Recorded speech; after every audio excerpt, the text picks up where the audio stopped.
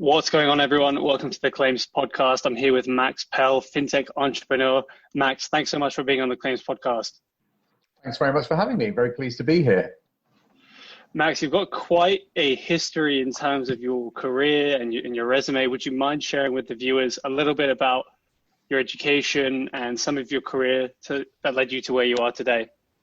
Sure. Well, it's quite an unusual path. So there are not many drama students that end up running very large businesses, but I actually studied drama at university, believe it or not. I then spent 10 years running restaurants, and I had my own restaurant for 5 years. I then worked in the charity sector for 5 years, working in a charity startup. And it wasn't quite late till I got into insurance. So I think I was 37 when I got recruited into Hiscox, and I joined Hiscox and became operations director of the insurance company. And then for the rest of my career, I've kind of worked for large outsourcing and technology companies, primarily in the insurance space. I've worked in legal and health, and I spent about 10 or 15 years running in outsourcing businesses, ending up running the London Market Bureau that powers the whole of the London market in terms of managing the claims and premium payments. And then in 2015, I'd kind of got very fed up with corporate life and decided I want to get out into fintech land and insurtech and fintech. So I've been CEO of 2 other insurtech companies, and then I ended up doing the one thing that I said I wouldn't do, which was to be in a year zero startup company, which is the company I work for, which is Fennec, which is helping the business get off the ground and landing our first customers, which is where we are now. That's fantastic. And for someone uninitiated in Fennec, how would you typically describe what you do? So we're a digitalization and automation platform for finance ops. So we help large corporates manage large flows of payments and receivables and moving cash between various legal entities, whether that's within the group or outside the group. So we kind of sit between the ERP system and the banking system, and we help unite cash movements on the bank statement with the underlying transactions that are on the core ledger. Speaking of ledger, I think that's a word that most people will hear and kind of associate with innovative new technologies such as blockchain. You can definitely do innovation within ledgers themselves. Curious in the language choice there. What is what you do, and how does it relate to blockchain, or how is it different? Well, that's a really good question. And we used to talk a lot about our use of smart contracts, because we effectively do use smart contracts, but then everybody assumed we were a blockchain company, which we're not. So we deliberately chose not to be a blockchain company, but we believe we've taken the best bits of blockchain. So the bit which we think in blockchain really drives the value is the idea of the smart contract. So that you can create a standard data object which is capable of self-execution of the rules inside the data object, and that's key to the way in which we automate tasks. So we call them digital contracts now, not smart contracts, because the smart contract is so closely aligned with the blockchain. The thing about blockchain we didn't really see adding a huge amount of value is the distributed ledger. So we're built to be a high volume transaction platform. We're built to process 20 million transactions a day. And at the time we started the company, we remained unconvinced that blockchain was the best way to do high volume processing. So we're a bit of a hybrid. We've got the smart contract concept, but it sits on if you like, a traditional infrastructure so that we can process very high volume of transactions. Interesting. Yeah, that makes a lot of sense. I think there was a lot of use cases when this was starting to get a lot of media attention in 2017, 2018, where it felt like fitting a round peg into a square hole or vice versa. It was not quite perfect, but there definitely were advantages to some areas. And if you can kind of pick and choose, as you guys have done, without being constrained by the full requirements of an end-to-end or quote unquote traditional blockchain platform, you can kind of cherry pick the best pieces for your industry. And it sounds like that's what you've done, which is pretty unique. I don't think I know many other platforms that have digital ledgers or contracts that aren't smart contracts, but function in a similar way. Yeah. But you kind of sidestep those restraints. To your point about high throughput on transactions, that is still a very significant limitation factor of blockchains for fintech and financial companies looking to implement a blockchain. It just doesn't quite hit the mark on where it needs to be for speed. And it's key to differentiating us from RPA, for example, the smart contract, the fact that it is fully autonomous, it can't be edited, it's self-executable, it goes off and carries out its instructions without reference to human intervention unless it's required for approval. And that's really the heart of our platform, is the smart contract, the digital contract, not the smart contract, the digital contract. No, fair enough, fair enough. And it's interesting because we touch on a few different industries, mainly insurance, law, in this podcast, but as a business, we also touch into financial services as well. Have you ever thought about kind of broadening the client base from financial services across into other things like insurance, given your background, or law, or anything like that? Or how are you kind of taking your roadmap and looking at that? So if you think about the problem we're solving, the target customer for us is any large corporation that has high volumes of transactions of payments, payables or receivables coming in and out of the organization, and preferably through multiple legal entities and multiple geographies. So we're targeted at a certain size of corporation, and we are sector agnostic. But however, obviously, given my background, I've been very much focused on insurance specific cases. And all of us who work in the insurance industry will know that historically, the insurance industry has been very, very bad at the way in which it manages its cash. It's a sector that suffers from a huge amount of unreconciled cash, where you've got cash on the balance sheet, but you're not quite sure which transaction it refers to. So you're kind of stuck because you can't do anything with it until you've matched it. And what's been interesting, of course, is the industry's lived with that for 30 years, if not more. And what's been interesting about the COVID crisis is it's really focused all corporate minds on the desire and ability to better forecast and control cash within a group, because it's now becoming an existential threat to the business. So we have a number of offers out in the insurance market, and I'm working with a number of other partners and talking to market groups and talking to a number of insurance companies and brokers about how we can help improve the way in which they manage and control cash. And that could equally be in the claims payment or in the fee payment space. And this is where law firms might get involved. So, for example, experts, which may be loss adjusters or they may be law firms, traditionally the industry has been very, very bad at paying them. So they've always been the last ones to get paid. It could be 180 days after the claim before they get paid. So one of the projects we're working on with Advent Insurance, who've launched a Gemini product, is to automate and digitalize the payment instructions, so that as soon as the claim is settled and the instruction to pay the fee expert has been paid, we can move that money quickly and efficiently so it lands in the lawyer's or the loss adjuster's bank account. So that's a really good example of how our platform can take what is a very laborious, manual, slow process and digitize and automate it to speed up the payments to the experts. Very interesting. And is this something you see a lot of folks trying to do in the market, or where do you kind of fit up against other folks in the fintech and technology world? Are there a lot of folks trying to solve this problem, or are you somewhat alone or somewhat unique in going after it? Yeah, there are one or two other companies that are in the same space. The big problem, of course, is you need to get a network. So for it to be meaningful, you need to have a collection of insurance, a collection of brokers who are willing to unite to use a single system to create a streamlined appointment, acceptance, and payment process.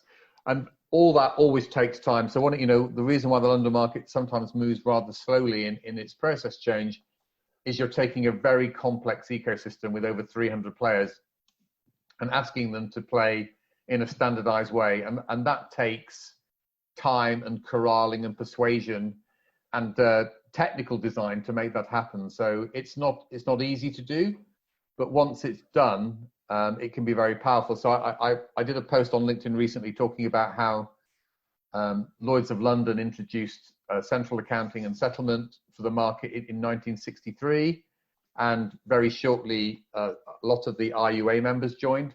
But 57 years later, all that ability that's been created in the London market is still not being fully implemented in the rest of the property and casualty world. So we're very much focused on working with other partners to try and get the benefits that Lloyd's have enjoyed since 1963 out into the wider insurance world. Interesting. Is this tied to any key metrics that folks in insurance firms are looking at, or is there anything that you try and go after as a whole through what you're doing? Is there a number or something that you can look at and say this was successful because a metric went from this to this?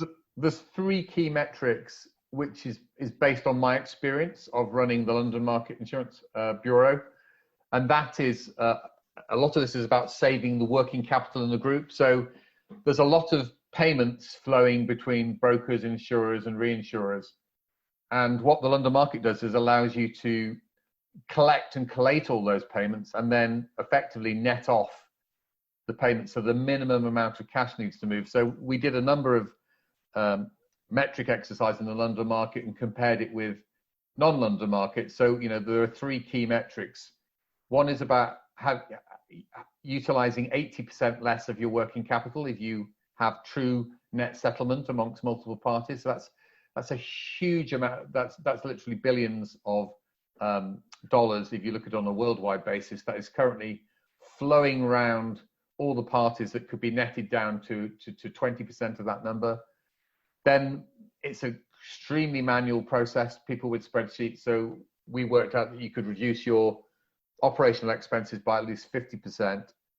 And then if you go through a centralized, digitalized structure, you end up with each transaction being matched to each cash flow. So you don't end up with this tremendous problem of unreconciled cash, which is still a huge problem today, especially for brokers. They have a lot of cash sitting in their bank accounts that they're not entirely sure which transaction that matches to. So there are huge savings to be had.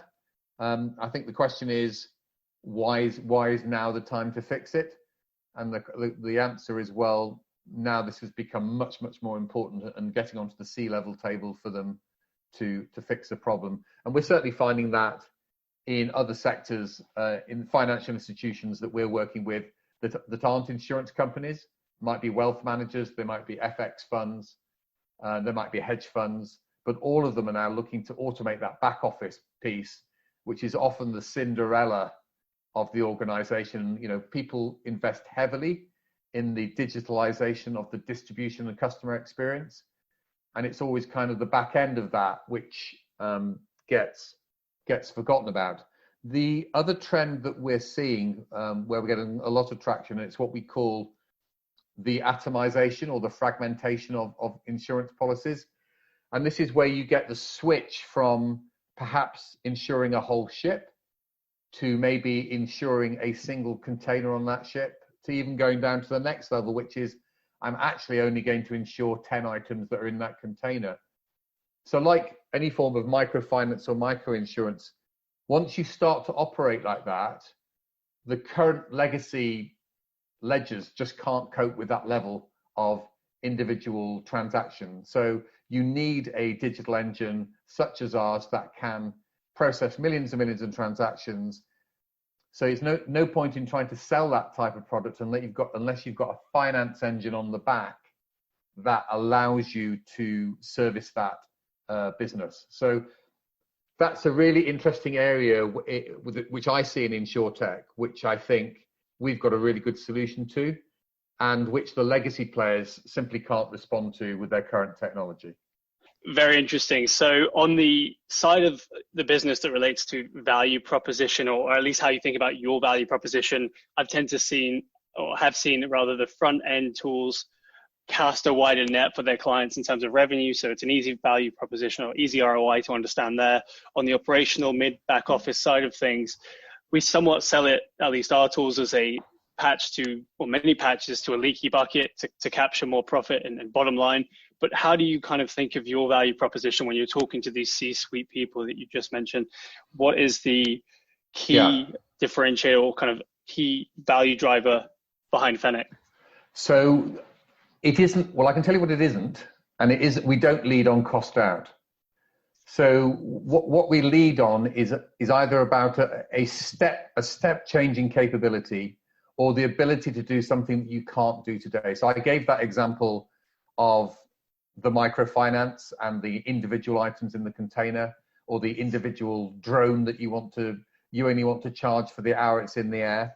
So it's either about helping them really increase what they do today, a big step changing capability. So it may be that they're currently running that process outsourced with people on the spreadsheet, and it doesn't matter how many people they throw at it, it's never going to scale properly. Or Right. it might be about creating a new greenfield operation where you're not hampered by legacy. So we're very much focused on being the key engine that helps drive growth. Now, there may be some cost saving taken out of that. There may be, some headcount saved, but that isn't going to be the driver. The driver, it needs to be our customer saying, I can no longer function and supply the demand for my business in the current way I operate, and I need to find a platform that can help me grow at scale. And that's fundamental. So we're very much about helping our customers grow their business rapidly in a very cost-effective way, because obviously we're a SaaS platform, so that they can consume it on a kind of pay-as-you-go basis. So there's no massive capex. You're turning capex into opex, and that's tremendously attractive if you're wanting to grow your business quickly without paying out huge sums of money. That is a great lead into my next question. How do you think about pricing, how you deliver value? You don't have to necessarily get into pricing, just curious, how do you think about it? Well, that's really super interesting, because obviously as you get into a SaaS model, you can scale up very, very quickly. So the way we think about pricing is we really think about the value we're creating for the customer. Right. So we, as part of the selling process, we always help our clients build up the business case. So if it's a business case which is, I'm going to replace one process with a digital process, then there are some things that we can quantify.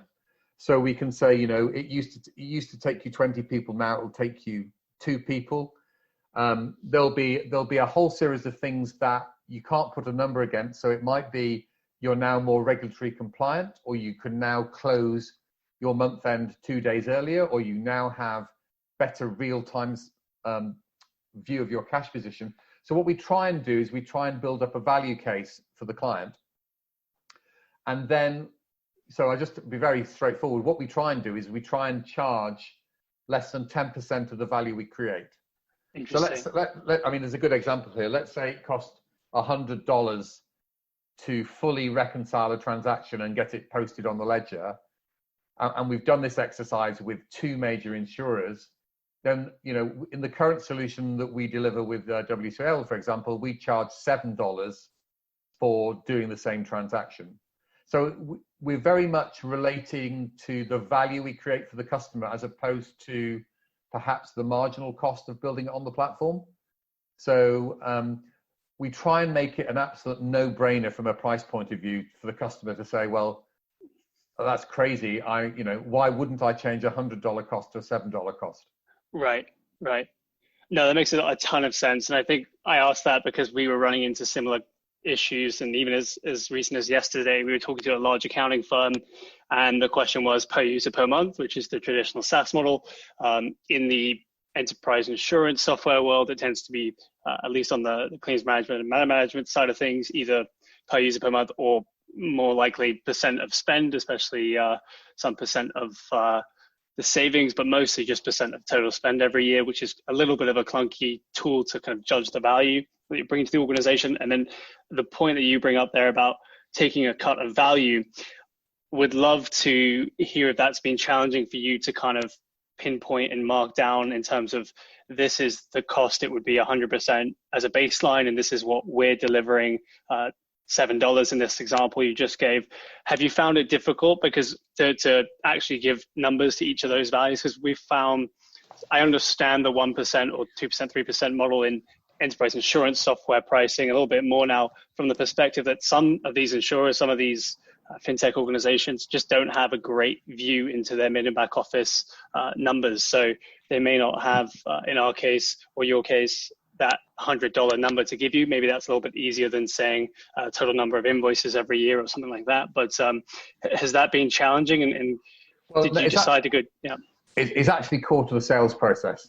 So because we're a B2B enterprise sale, it's very much a consultancy-led sort of sale. And what we seek to do is we'll always have, well, we'll certainly seek to have in the sales process an advocate within the business that wants to make this happen. But this advocate will always have a boss that he's got to take his or her business case to get approval for the project. So key to that is helping our advocate work with other stakeholders in the business to validate the value case for doing the change. And you raised a very good point, which is the C-level, for example, may be completely unsighted on the real cost, because the costs, if you take what we do, for example, the cost could be split between operational cost, banking costs, time taken in treasury. So it's quite a laborious process, but you need to bring all the items together to say, this is your total value creation for the digitalization of this process. And we can't do that on our own. We've got our own benchmark figures, but we work with our advocates within the business to help them build the business case that they're going to take to their boss to get approval. And then on the greenfield sites, where there is nothing there and you're starting something new, the comparison for us is really super simple, which is, if you asked your existing IT department to do this today with your existing technology, how long would this take and how much would it cost? And here's our time to market and here's our cost. And I don't even have to think about it. We will always blow that number out of the water. Right. I think that must be somewhat attributable to the fact that you guys are so focused or so experienced in this area as a pure play, somewhat of a pure play shop, in that this is your bread and butter versus a group that's kind of an all things team, their in-house IT team. So that makes a ton of sense. And it's very interesting looking at your technology stack on your website. I can kind of understand why you would be so much more experienced or so much more efficient than an in-house generalist team. I can give you a really good example on a client that we're working on at the moment. That'd be great.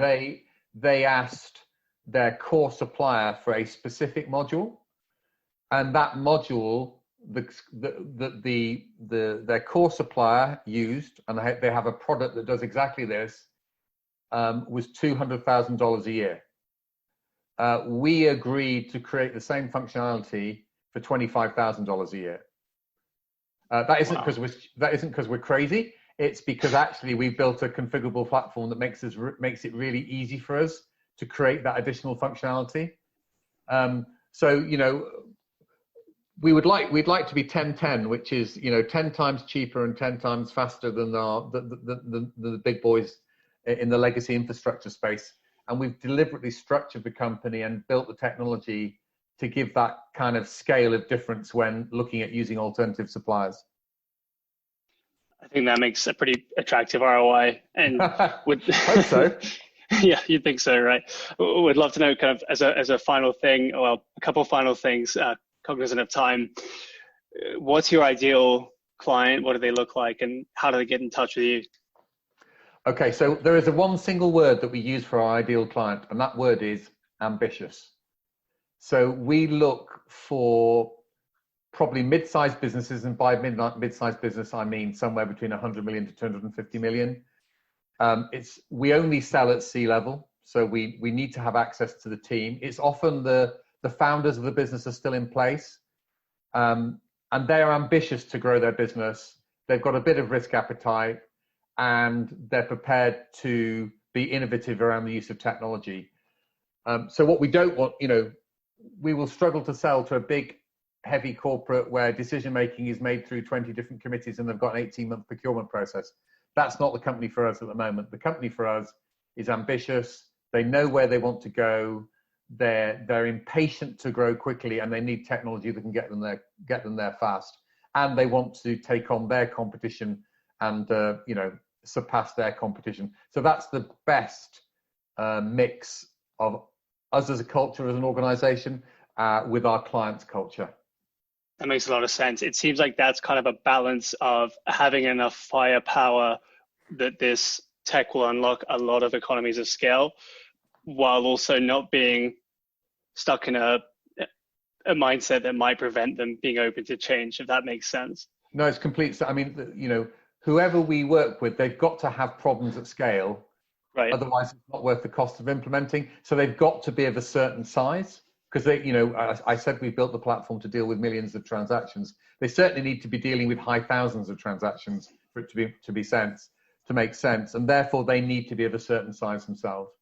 Interesting. Can I ask, Max, how long have you guys been around Fennec? So Fennec was started in April of 2017. We probably spent a year to 14 months building out the tech, and then the rest of the time has been spent going to market and building up partners and winning customers. So I've personally been in the business for two and a half years, and we have a number of key partners at the moment, and just recently secured our first very large contract for a global US cash management business, which is a real game changer for us because it gives us the anchor regulated client that you can point at to say, this is serious. This is serious kit. It's a large contract, and this is what we're building, and this is why you should work with us. Right. Yeah. There is definitely nothing to sneeze at having validation exactly. in a real use case. So that is massive, and we'll definitely be reaching out to see if there's any way we can work together after this. But of course.